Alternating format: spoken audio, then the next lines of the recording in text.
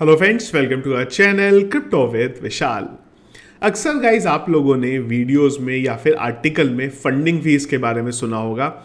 अगर आप किसी एक्सचेंज पे जाते हैं, फ्यूचर ट्रेड लेते हैं, मैं बाइनेंस पे जैसे कि अभी हूँ, तो अगर आप ऊपर की तरफ देखें तो एक फंडिंग और एक काउंटडाउन जो है चल रहा है यहाँ पे। ये कभी नेगेटिव होता है, कभी पॉजिटिव होता है। कई बार हम लोग यहाँ पे क्वाइन ग्लास के बारे में बात करते हैं कि फंडिंग रेट अभी ग्रीन में दिखाई दे रहे हैं, मतलब मार्केट के नीचे जाने के चांस है। फंडिंग रेट जो रेट है आज रेड में दिखाई दे रहे हैं, मतलब मार्केट थोड़ा ऊपर यहाँ से जा सकता है।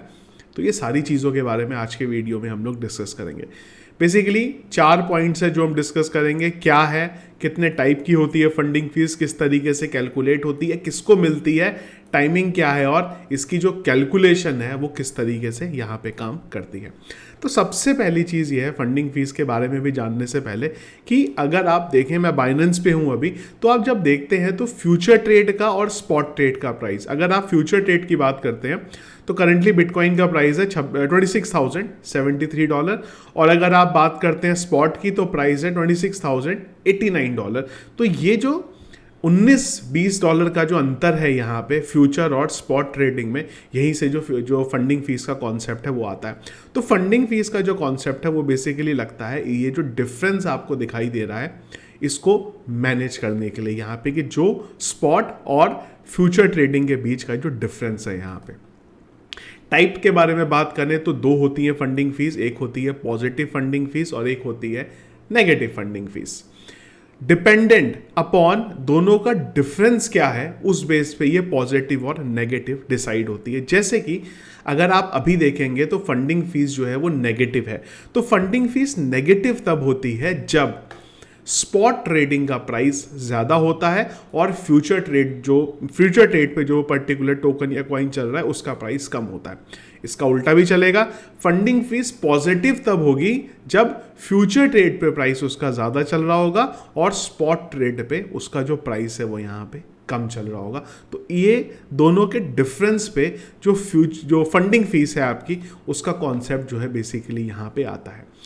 अब चलता कैसे है ये, हमने टाइप्स की बात कर ली। अब इसमें कॉन्सेप्ट बेसिकली ये होता है कि जब हम फ्यूचर ट्रेड की बात करते हैं तो दो चीज़ें होती हैं यहाँ पे, एक होता है लॉन्ग और एक होता है शॉर्ट।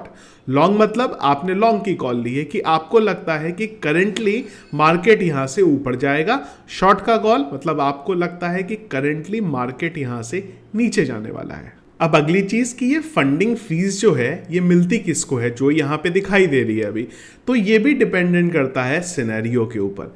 अगर फंडिंग फीस पॉजिटिव है, अभी जैसे कि नेगेटिव चल रही है, अगर फंडिंग फीस पॉजिटिव है तो उस केस में जिन्होंने लॉन्ग कॉल लिया हुआ है वो शॉर्ट वालों को उसको पे करते हैं, और इसी तरीके से अगर फंडिंग फीस नेगेटिव है तो जिसने शॉर्ट किया हुआ है वो उस चीज़ को लॉन्ग वालों को पे करते हैं। तो इसमें जो कॉन्सेप्ट है किसको मिलेगा तो वो डिपेंडेंट करता है शॉर्ट और लॉन्ग का कॉल किसने लिया हुआ है। इसमें एक्सचेंजेस को कुछ नहीं मिलता एज पर कंसेप्ट। अब अंदर क्या होता है एक्सचेंजेस के, इंटरनल चीज़ें कैसे चलती हैं वो तो हमें नहीं पता, पर जो कॉन्सेप्ट है वो बेसिकली यही है कि अगर पॉजिटिव है तो लॉन्ग वाले शॉर्ट को पे करेंगे, और अगर फंडिंग फीस नेगेटिव है तो शॉर्ट वाले जो है लॉन्ग को यहाँ पे करेंगे।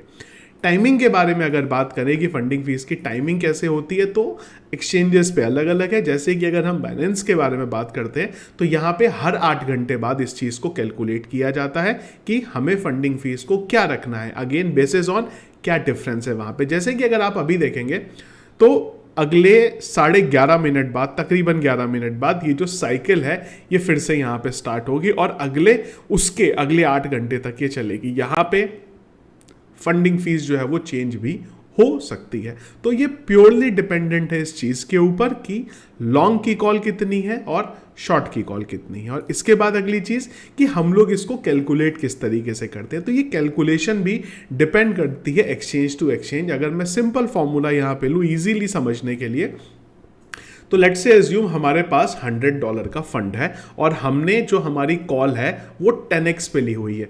मैं ज़्यादातर मना करता हूँ 10x पे लेने के लिए, पर एग्जाम्पल के लिए आपको समझा रहा हूँ। यहाँ पे $100 का फंड है हमारे पास, 10x का हम लोगों ने कॉल लिया है, तो जो टोटल हमारे पास अमाउंट है वो भी यहाँ पे $1000 का है। तो इस $1000 पे जो फीस है हमारी लगेगी, एग्जाम्पल के लिए अगर मैं मानता हूं कि 0.01% की जो फंडिंग फीस है वो हमारे पास यहाँ पे अप्लाई हो रही है, तो अगर आप $1000 का 0.01 यहाँ पे निकालेंगे तो तकरीबन पॉइंट वन, सॉरी एक नहीं, ये आपके पास बैठता है। इसका मतलब ये है कि ये हर एक साइकिल में इतना फंड जो है आपके वहां से डिडक्ट करेंगे और डिपेंडेंट अपॉन किसको देना है, आपका लॉन्ग है, शॉर्ट है, फंडिंग रेट पॉजिटिव में है, नेगेटिव है, उसके बेस पे उसको यहां पे इस चीज को दे दिया जाएगा। टोटली डिपेंड करेगा कि आपने लिवरेज लेके कितना जो आपका फंड है वो यहां पे बचा हुआ है। एक और चीज जो नॉर्मली कॉन्सेप्ट है यहाँ पे फंडिंग फीस का, बेसिस ऑन, क्योंकि दोनों चीज़ों को मेंटेन करना है, स्पॉट और फ्यूचर का जो डिफरेंस है उसको मेंटेन करना है, इस वजह से ये कॉन्सेप्ट हमारे सामने आता है कि अगर फंडिंग फीस ज़्यादा है और वो ग्रीन दिखाई दे रही है, इसका मतलब मार्केट नीचे यहाँ से जा सकता है। अगेन, आप 100% खाली फंडिंग फीस के बेस पे इस कॉल को नहीं ले सकते। डिपेंडेंट अपॉन आप फंडिंग फीस लगाइए, उसके साथ में अपने चार्ट को देखिए, उसके साथ में क्या मार्केट का अपडेट है, ये सारी चीज़ों को आप लगाइए, प्लस RSI, इन सब चीज़ों को आप लगाइए, तब आप एक सही तरीके से कॉल ले सकते हैं। डिपेंडेंट खाली एक फंडिंग फीस पे आप नहीं ले सकते। सेम चीज़ कि अगर फंडिंग फीस नेगेटिव है और ज़्यादा है तो उस केस में मार्केट के नीचे जाने के चांसेस जो है यहाँ पे बढ़ जाते हैं। करेंटली अगर हम लोग देखेंगे तो फंडिंग फीस यहाँ पे ग्रीन दिखाई दे रही है और बहुत ज़्यादा यहाँ पे नहीं है अगर हम लोग अभी की बात करते हैं। तो ये पूरे का पूरा कॉन्सेप्ट है फंडिंग फीस का, और ज़्यादातर ये देखा गया है कि जैसे जैसे टाइम ये नियर अबाउट आता है तो चीज़ें आपस में काफ़ी हद तक सिंक होने लगती है, यानी कि फ्यूचर और स्पॉट के बीच का जो डिफरेंस है। और ये पूरे का पूरा जो कॉन्सेप्ट हमने बात करी है फंडिंग फीस की, ये पूरा कॉन्सेप्ट फ्यूचर ट्रेड के ऊपर लगता है, स्पॉट ट्रेड से इसका कोई भी लेना देना नहीं है। तो आई होप फंडिंग फीस का जो कॉन्सेप्ट है वो आपका क्लियर हुआ होगा। और अगेन, खाली फंडिंग फीस के बेस पे कभी भी फ्यूचर ट्रेड का कॉल मत लीजिएगा। फ्यूचर ट्रेड हमेशा से रिस्की है लिवरेज की वजह से, और कई बार इस चीज़ को मैनिपुलेट करने के लिए बेसिस ऑन क्या हो रहा है, अभी लोगों ने लॉन्ग लिया है कि शॉर्ट लिया है, उसको उल्टी साइड में मैनिपुलेट किया जाता है जहां पे ज़्यादा से ज़्यादा लोगों को लिक्विडेट किया जा सके। तो अगर फ्यूचर ट्रेड ले रहे हैं तो थोड़ा सोच समझ के उस चीज़ को आप लीजिएगा।